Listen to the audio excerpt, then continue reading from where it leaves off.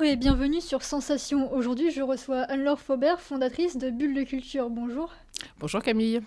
Pourriez-vous expliquer à nos auditeurs ce qu'est Bulle de Culture? Alors Bulle de Culture, c'est une société que j'ai créée en 2014, après un parcours plutôt sérieux, on va dire, en inspection générale dans la banque et dans la réforme de l'État. Et en fait, comme j'ai une passion pour la culture qui a éclos quand j'avais 8 ans au Louvre, en voyant un tableau de peinture anglaise, j'avais envie de faire partager cette passion. Alors j'ai d'abord créé Envie d'ailleurs, qui est un blog en 2011, et puis en fait j'ai voulu aller plus loin. Et dans Bulle de Culture, comme à la base je suis une grande fan de photographie et d'histoire de la mode, j'ai voulu proposer aux personnes un Paris qui me ressemblait, une France aussi, parce qu'il y a des voyages en France, à l'étranger. Donc on est axé plutôt sur l'histoire de la mode, sur la photographie. On propose également des évasions insolites. On va de 2 à 5 personnes, c'est-à-dire que ça peut être un couple qui veut faire un truc sympa pour la Saint-Valentin, à un groupe ou un séminaire d'entreprise. Donc ça peut être des évasions insolites comme pour une entreprise, on va aller dans un château de la Loire et on va co-créer un parfum ensemble. Ça leur permettra de stimuler après leur créativité. On peut également proposer des évasions à des étrangers, quand il y en a, en temps normal, qui veulent découvrir un Paris qu'ils ne connaissent pas, c'est-à-dire pas le Montmartre de la place du Tertre. Ça va être un Montmartre avec les hôtels particuliers, on va rentrer dedans dans des petits hôtels, on va découvrir des choses qu'ils n'ont pas l'habitude de voir. Donc en fait, Bulle de Culture, c'est une évasion culturelle qu'on propose aux particuliers, aux entreprises, aux associations, qui se démarquent de ses concurrents parce qu'on est moins art contemporain que eux. On n'est pas tellement axé sur les enfants à la base, on est vraiment axé sur les particuliers, les associations, les entreprises qui veulent s'offrir quelque chose qui sort de l'ordinaire. Mais toujours au niveau culturel, en fait. Et pourquoi ce nom précisément Bulle de Culture? Parce que je voulais qu'il y ait culture et que je voulais pas qu'il y ait art. C'est pas la même chose. Et puis, ce que j'aime bien, c'est ce côté bulle. Alors, une cliente m'a dit un jour, en fait, quand t'es rentrée d'Afrique, parce que j'ai pas grandi en France, j'ai grandi en Afrique, tu t'es retrouvée dans la culture. Et je dis, c'est ça. Je me suis créé ma propre bulle. Et en fait, j'avais envie de proposer ces bulles aux différentes personnes. Que ce soit le cadre stressé, la mère de famille ou l'étudiant, ou en fait, quelqu'un qui n'a plus le temps vraiment de prendre le temps de regarder une œuvre, de découvrir un quartier de Paris. Et du coup, leur proposer cette espèce de bulle hors du temps, qui leur permette le temps d'une heure et demie ou une journée de se ressourcer et après de retourner à ses occupations, on va dire, quotidiennes ou entre guillemets normales. C'est le côté bulle. Vous en avez parlé un petit peu juste avant, mais avant Bulle de Culture, quel est votre parcours?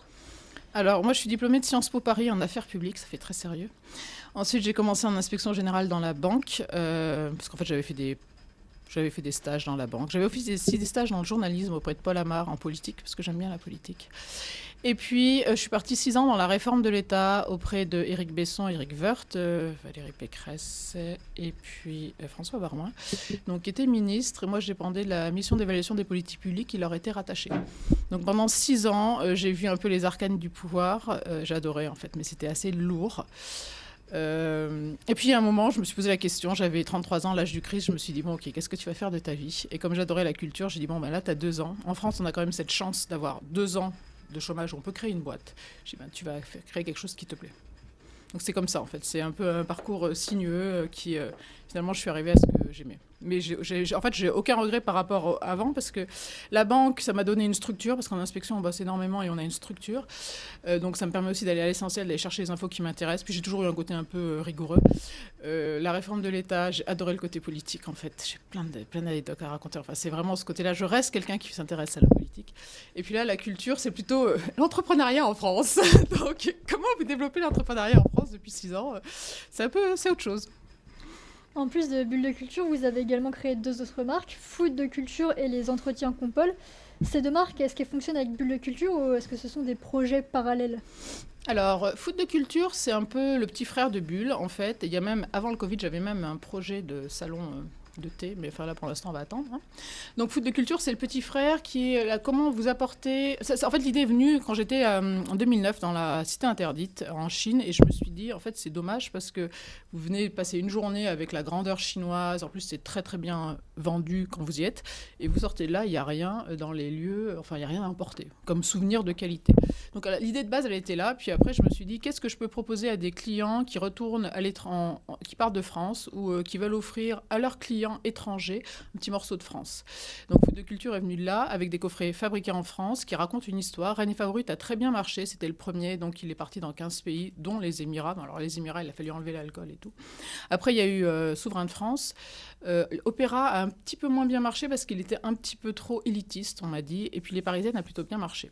Après, je peux pas tout faire, donc pour l'instant, je l'ai mis un peu en stand-by et je travaille plus sur des commandes. Quand on me demande des coffrets sur commande, là, je vais travailler sur un thème, on va travailler sur les valeurs de l'entreprise, comment on veut le transmettre via l'histoire, pour donner quand même un peu de saveur et un peu de profondeur au cadeau d'entreprise. Et les entretiens comme Paul, en fait, je fais partie d'un réseau d'entrepreneurs et Vincent est venu me chercher en disant, écoute, moi j'ai l'aspect digital, l'aspect logiciel, toi tu as l'aspect politique et puis l'aspect événementiel, on n'a qu'à créer quelque chose ensemble. Donc la première saison a plutôt bien marché. La deuxième a été reportée 2 fois. Donc là, on espère qu'elle aura quand même lieu en octobre 2021, parce qu'on l'a reportée 2 fois, en 2020 et début 2021. L'idée, c'est quand même de parler d'un thème qui intéresse les politiques et les faire se rencontrer aussi, puisqu'en fait, les salons... Il y avait ensuite des salons de communication politique, mais qui ont été supprimés. On ne veut pas le faire, le salon des maires, hein, c'est pas notre idée. L'idée, c'est de faire travailler ensemble, se rencontrer ensemble, aussi bien Robin Reda que Gaspard Ganzer, que aussi des femmes politiques. Du coup, il y a aussi des projets sur la parole au féminin. Donc c'est à la fois des grands intervenants et puis à la fois des ateliers pratiques sur comment prise de parole en public, comment répondre à certaines attaques, comment être sûr aussi sur l'aspect juridique, parce que quand on est un homme politique, il y a de plus en plus de choses juridiques. Donc en fait, c'est un petit frère qui est en parallèle. Et finalement, ce qui est assez drôle, c'est quand je l'ai créé, tout le monde trouvait que c'était logique. Parce que je rejoignais la communication politique, donc j'ai quand même fait Sciences Po. En plus, Jules a eu la bonne idée de trouver le lieu en plein Saint-Germain-des-Prés, donc j'étais, ça c'est parfait, c'est juste à côté de la rue Saint-Guillaume. Et puis il y a le côté événementiel dans un lieu historique en fait. Donc en fait, je rejoignais tout, bulle de culture. Il y a aussi un peu de foot de culture parce que j'avais choisi un traiteur de qualité de saison. Et puis il y a le côté politique. Donc c'est un peu les trois. Je veux dire, c'est bulle de culture et puis après il y a les petits frères, on va dire, ou les petites sœurs, comme vous voulez. De 2017 à 2018, de Bulle de Culture proposait des cours d'histoire de la mode. Pourquoi avoir arrêté ? Alors, il y a une question de rentabilité derrière. C'est-à-dire que j'ai eu la chance sur les cours d'histoire de la mode d'avoir des clients très prestigieux, mais ils n'ont pas réussi à entraîner leurs équipes derrière. Et en fait, c'est bien d'avoir des gens qui travaillent dans des grandes maisons, mais en fait, c'est encore mieux quand vous réussissez à avoir les personnes... des entreprises de plus en plus importantes qui viennent. En ce moment, le milieu du luxe, notamment, se porte pas très bien avec le Covid, donc ils sont plutôt en train de fermer des boutiques. Par contre, je ne l'ai pas abandonné parce que c'est quelque chose qui m'intéresse, c'est quelque chose qui avait quand même bien marché.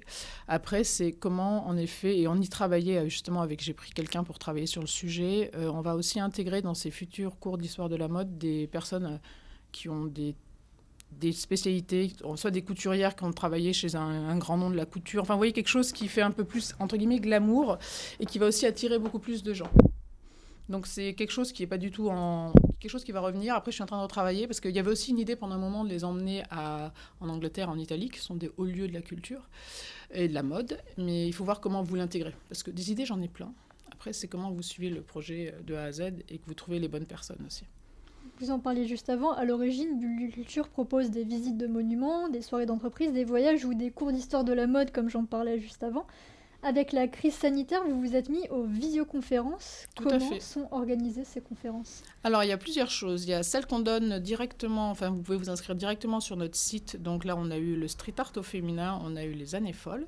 Après, il y a celles qu'on propose à nos partenaires ou nos clients. C'est les 2 prochaines, le 12 avril et le 26 avril. Donc, c'est avec l'association des anciens de Sciences Po Paris. C'est sur leur site. En fait, c'est l'histoire du street art et puis c'est noir et blanc. C'est une esthétique de la photographie. En fait, c'est une expo qu'on aurait dû leur proposer en 2020, qu'on n'a pas pu leur proposer.